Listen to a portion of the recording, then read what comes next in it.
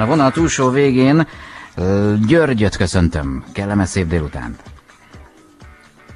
Halló? Esküszöm, itt volt György, még csak letette a telefon szerintem, de megpróbálkozunk még egyszer. Mert hogy György dalt szeretne kérni, és remélem, hogy fog is tudni kérni, és segít nekünk egy egész picikét. Jaj, ilyenkor mindig úgy izgulok. Haló.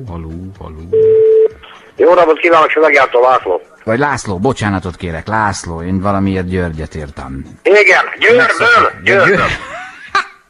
Ma ilyen szétesett vagyok, már péntek van. Győrből, és László egy dalt szeretne kérni, az nincs meg. A Demjétől a rozog a ház. Hát annyira rozog, hogy összedőlt közben, úgyhogy most Demjétől a féktelen éjjel. Ildikónak küldeném Ergényire. Hova? Még egyszer? Köszönöm szépen, viszont hallásra. Jó, nagyon-nagyon szívesen. Igen, szépen kösz. Egy pillanat. És a további legjobbak, a további szép napot. Bocsánat, hall engem? Igen, jó. Ugyanaz egy mögöttem. Igen, egy kérésem lenne, mindjárt megbeszéltünk a dalt is. Mondjon nekem betűt, jó? E1, E2, I, J, vagy... Nem, mondom a betűket. De pillanat. Jó, mondom a betűket, amik közül választani kellene. E1, E2, I, J, vagy M. Y. De azt nem mondtam. M. M? Y és M. Egy betűt csak, M, Y nem volt, jó. Tehát M betű, rendben, köszönöm. Viszont nincs meg a rozog a ház, a féktelen éj megy most, jó? Köszönöm, minden jót, viszont hallásra.